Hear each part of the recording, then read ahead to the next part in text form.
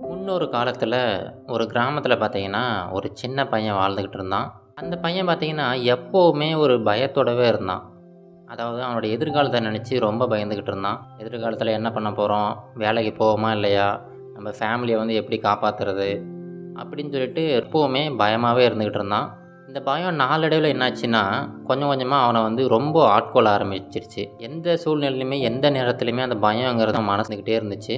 இதனால என்னாச்சுன்னா, அவன் வந்து மத்தவங்களுடைய மத்தவங்க வந்து இவனோட மேல போறத வந்து இவனால ஏத்துக்கவே முடியல. மத்த மனிதர்கள் வந்து இப்ப இவனோட கிளாஸ்ல கூட இவனோட அதிகமா மார்க் வாங்கிட்டாங்கன்னா, அத வந்து இவனால ஏத்துக்க முடியல. அவங்களுடைய தோல்விய வந்து இவன் ரொம்ப எதிர்பார்க்க ஆரம்பிச்சுட்டான். மத்தவங்களோட வெற்றி வந்து இவனுக்கு வந்து ஒரு விதமான பயத்தையும், ஒரு விதமான பொறாமை உணர்ச்சியுமே தூண்ட ஆரம்பிச்சிருச்சு. இது நாளடைவில ரொம்ப அதிகமாயிடுச்சு. அவனுமே கொஞ்சம் கொஞ்சமா வளர்ந்து இப்போ இளைஞன் ஆயிட்டான். இளைஞன் ஆனதுக்கப்புறம் பார்த்தீங்கன்னா, இந்த உணர்வுகள் வந்து ரொம்ப அதிகமா இருக்கு அவனுக்கு.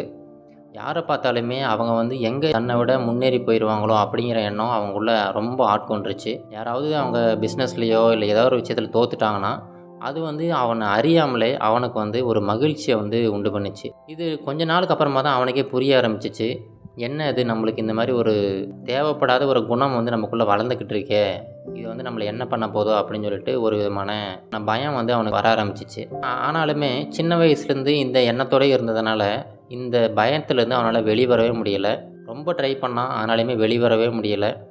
எப்போ பார்த்தாலுமே அவன் வந்து மத்தவங்கள பார்த்து பொறாமைப்பட்டுக்கிட்டு, மத்தவங்க மேல ஒரு வன்மம் வச்சுக்கிட்டு, எப்போ வந்து மத்தவங்க கீழ விழுவாங்க, எப்போ வந்து மத்தவங்கலாம் தோற்கடிக்கப்படுவாங்க, அப்படிங்கிற அந்த எண்ணத்தோடயே இருந்துகிட்டு இருந்தான். இவனோட ரொம்ப கீழ இருக்கவங்கள பார்த்து இவன் வந்து சந்தோஷப்பட்டான். ஓகே, நமக்கு கீழயும் ஆள் இருக்காங்க அப்படிங்கிற மாதிரி. இப்படி வந்து ஒரு சில வருடங்கள் போயிட்டு இருந்துச்சு.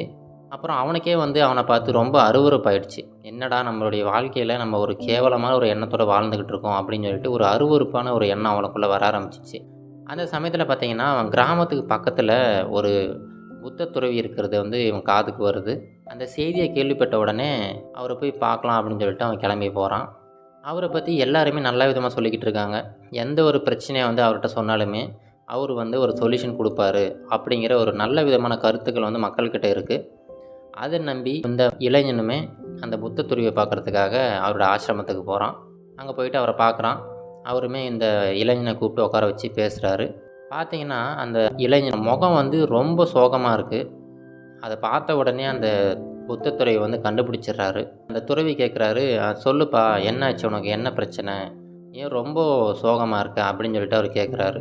அதுக்கு வந்து அந்த இளைஞன் சொல்றான், "ஐயா, நான் சின்ன வயசுலேருந்து எனக்குள்ளேயே வந்து ஒரு தவறான குணம் வந்து வளர்ந்துக்கிட்டே இருக்கு. அது தவறுங்கிற விஷயமே எனக்கு இப்ப தான் வந்து லேசா புலப்பட ஆரம்பிச்சிருக்கு. இந்த விஷயத்துலேருந்து நான் எவ்வளவோ ட்ரை பண்ணேன் வெளில வர்றதுக்கு. ஆனா அந்த பொறாமைங்கிற விஷயம், மத்தவங்கள பார்த்து பயப்படுற விஷயம், அதாவது மத்தவங்க வந்து தன்னோட முன்னேறி போயிருவாங்களோ அப்படிங்கிற அந்த பயம் வந்து எனக்குள்ள ரொம்ப வேரூன்றி இருக்குது. இதுலேருந்து எப்படி வெளி வர்றதுன்னே தெரியலங்கய்யா. நீங்க தான் என்ன காப்பாத்தணும்." அப்படின்னு சொல்லிட்டு அந்த இளைஞன் சொல்றான். உடனே அந்த துறவி சொல்றாரு, இங்க பாருப்பா, இதுக்கெல்லாம் வந்து ஒரே காரணம், நீ வந்து உன்ன நம்பாம இருக்கிறது மட்டும் தான். அதாவது இந்த செல்ஃப் கான்ஃபிடன்ஸ் சொல்லுவாங்கல்ல, தன்னம்பிக்கை. ஒருத்தரு அவங்க மேல ரொம்ப தன்னம்பிக்கையோட இருந்தாங்கன்னா, அவங்க வந்து மத்தவங்கள பார்த்து பயப்பட வேண்டிய அவசியமோ, இல்ல மத்தவங்கள பார்த்து பொறாமைப்பட வேண்டிய அந்த அவசியமோ எப்பவுமே ஏற்படாது. அவங்க வந்து எப்பவுமே ஒரு நடுநிலையோட நிலைமையோட இருப்பாங்க. அந்த தன்னம்பிக்கை உள்ள ஆட்கள பார்த்தீங்கன்னாவே அவங்க வந்து தனியா தெரிவாங்க. எவ்வளோ பெரிய கூட்டத்திலயுமே அவங்க வந்து தனியா தெரிவாங்க. அவங்களோட குணநலங்கள் வந்து நெறைய இருக்கு. அதுல ஒரு சில குணநலங்கள் என்னன்னு சொல்லிட்டு நான் உனக்கு சொல்றேன். இதுல உன்னால என்னென்ன குணநலங்கள வந்து நீ மேம்படுத்த முடியுமோ, அத மேம்படுத்து. கண்டிப்பா நீயுமே அந்த பயத்திலருந்து வெளிய வந்துரலாம் அப்படின்னு சொல்லிட்டு, இந்த தன்னம்பிக்கையான மனிதர்களுக்கான அந்த 9 குணநலங்கள பத்தி அந்த துறவி சொல்றாரு.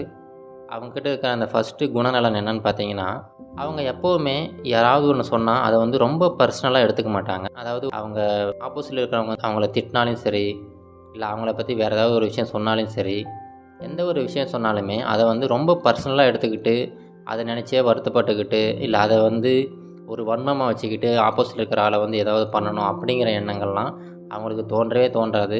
ஏன்னா, இந்த செல்ஃப் கான்ஃபிடன்ஸ் இருக்கிற பெர்சன்ஸுக்கு வந்து, இவங்க பார்த்தீங்கன்னா, எந்த ஒரு விஷயம் யார் சொன்னாலுமே அந்த பெர்ஸ்பெக்டிவ், அதாவது ஒவ்வொருத்தருக்குமே ஒரு கண்ணோட்டம் இருக்கும் அப்படிங்கிற விஷயத்த இவங்க ரொம்ப நம்புவாங்க. அதனால யார் எதுவுமே அந்த விஷயத்த இவங்க பர்சனலா எடுத்துக்க மாட்டாங்க. இதுதான் வந்து ஃபர்ஸ்ட் ஒன். 2வது பார்த்தீங்கன்னா, அவங்க வந்து அவங்களவே நம்ப ஆரம்பிப்பாங்க. ஃபஸ்ட்டு நீங்கள் உங்கள நம்பினா மட்டும்தான் மற்றவங்க வந்து உங்களை நம்ப ஆரம்பிப்பாங்க. அதனால் அவங்களே ரொம்ப ஒரு நம்பிக்கையாக இருப்பாங்க. அந்த நம்பிக்கை வந்து அவங்க பேசுகிறதுலையும் சரி, அவங்க செய்கிற செயல்லையும் சரி ரொம்ப அதிகமாக வெளிப்பட ஆரம்பிக்கும். 3வது பார்த்தீங்கன்னா, அவங்களுக்கு தெரியும். அதாவது ஒரு சில விஷயங்கள் நடக்கணும்னா அது கொஞ்சம் டைம் தேவைப்படும். அந்த டைம் குடுத்தா மட்டும்தான் அந்த விஷயங்கள் வந்து நடக்கும். அப்படிங்கிற விஷயம் இந்த தன்னம்பிக்கை இருக்கிற அந்த ஆட்களுக்கு வந்து கண்டிப்பா தெரியும். அவங்க எந்த ஒரு விஷயத்துக்குமே அவசரப்பட மாட்டாங்க. ரொம்ப பொறுமையா இருப்பாங்க. ஏன்னா, ஏதாவது ஒரு விஷயம் அத ஒரு சின்ன ஒரு விதை போட்டிங்கன்னா கூட, அந்த விதை முளைச்சு ஒரு செடியாகி, அந்த செடியிலேருந்து உங்களுக்கு வந்து கனிகள் வரணும்னா, ஒரு சில வருடங்கள் ஆக தான் செய்யும்.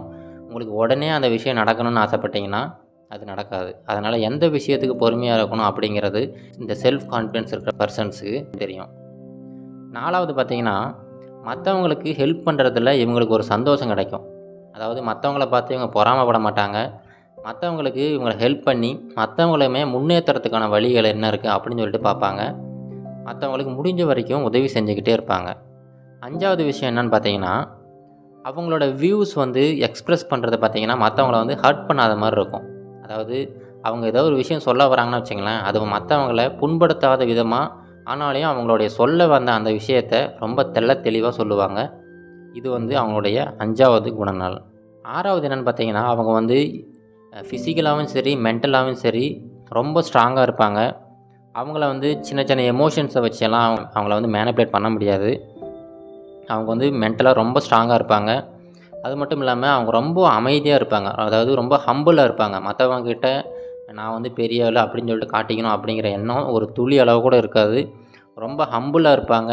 ரொம்ப ஹம்பிளா இருந்தாலுமே அவங்களுடைய செயல்பாடுகள் வந்து ரொம்ப பவர்ஃபுல்லா இருக்கும்.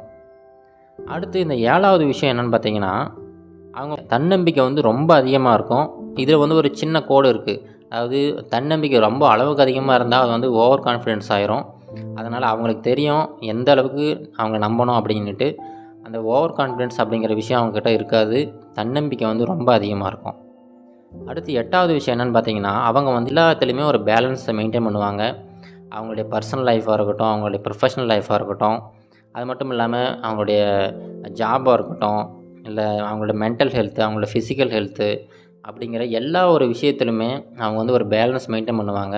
அதனால பார்த்தீங்கன்னா, அவங்களுடைய மென்டலாவும் சரி, அவங்க ஃபிசிக்கலாவும் சரி ரொம்ப ஹெல்த்தியா இருப்பாங்க.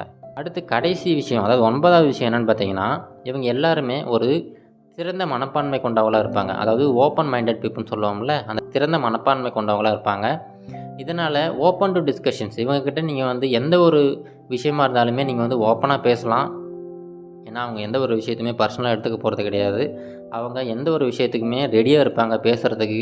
அதனால அனைத்து மனிதர்களுமே இந்த செல்ஃப் கான்ஃபிடன்ஸ் இருக்கிற பெர்சன்ஸ் கிட்ட தாராளமா பேசுவாங்க. ஏன்னா, அவங்க கிட்ட திறந்த மனப்பான்மை இருக்கு. அதனால மத்தவங்க கிட்ட பழகுறது ரொம்ப எளிமையா இருக்கும்.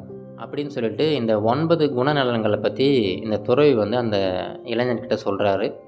சொல்லிட்டு அந்த இளைஞன்கிட்ட கேட்குறாரு, "இப்ப நீ கொஞ்சம் யோசிச்சு பாருப்பா. நான் வந்து இந்த 9 குணநலன்கள பத்தி சொன்னேன். இதில எத்தன விஷயம் உன்கிட்ட இருக்குன்னு பாரு. என்கிட்ட வந்து எதுவும் சொல்ல தேவையில்ல. உன்கிட்ட இதுதான் இருக்கு, இல்லன்னு சொல்லிட்டு நான் சுட்டி காட்டுறதுக்காக நான் சொல்லல. உன்கிட்ட எத்தன விஷயம் இருக்குன்னு பாரு. அப்படி இல்லாத விஷயங்கள கண்டிப்பா ஒவ்வொரு ஸ்டெப்பா எடுத்து வளர்த்துக்க பாரு. அப்படி நீ இந்த 9 விஷயங்கள நீ எப்படியாவது வளர்த்துக்க ஆரம்பிச்சிட்டீன்னா, நீயுமே ஒரு செல்ஃப் கான்ஃபிடன்ஸ் இருக்க ஒரு மனிதனா மாறிறலாம். அதாவது ரொம்ப தன்னம்பிக்கை உள்ள ஒரு மனிதனா மாறிறலாம். அப்படி நீ வந்து உன்னுடைய தன்னம்பிக்கைய வளர்த்துக்கிட்டீன்னா, உன்ன நீ ரொம்ப நம்ப ஆரம்பிச்சிட்டேன்னு வச்சுக்கவேன், அந்த பயங்கிறது தன்னாலேயே உன்ன அறியாமலே உன்ன விட்டு வெளியில போயிடும். நீ யார பத்தியும் பயப்பட தேவையில்ல. யார பத்தியும் அந்த பொறாமை அப்படிங்கிற விஷயம் உன்கிட்ட வரவே வராது. அப்படின்னு சொல்லிட்டு அந்த துறவி சொல்றாரு. இது போல தாங்க நம்ம வாழ்க்கையிலுமே இந்த பொறாமை, அப்புறம் அந்த பயங்கிற விஷயம் எப்பவுமே நமக்குள்ள இருந்துக்கிட்டே இருக்கும். அது நம்ம அறியாமலே இருந்துக்கிட்டே இருக்கும். இதுக்கெல்லாம் என்ன காரணம்னு பார்த்தீங்கன்னா, இப்ப நீங்க வந்து ஒரு ஸ்டேபிளான ஒரு இடத்துல இருந்தீங்கன்னா, நீங்க வந்து யார பத்தியும் பொறாமைப்பட மாட்டீங்க. அதனால ஃபர்ஸ்ட்டு வந்து நீங்க உங்கள வந்து மேம்படுத்திக்கங்க. நீங்க வந்து ஒரு லைஃப்ல வந்து ஒரு ஸ்டேபிளான இடத்துக்கு வாங்க. அப்படி வந்தீங்கன்னா, அந்த பொறாமைங்கிற விஷயம் உங்ககிட்ட வரவே வராது. நீங்க உங்கள அறியாமலே மத்தவங்களுக்கு ஹெல்ப் பண்ண ஆரம்பிப்பீங்க. வாழ்க்கையுமே ரொம்ப சந்தோஷமா இருக்கும். இது கரேஜ் டூ ஆக்ட் மோட்டிவேஷன் கதைகள்.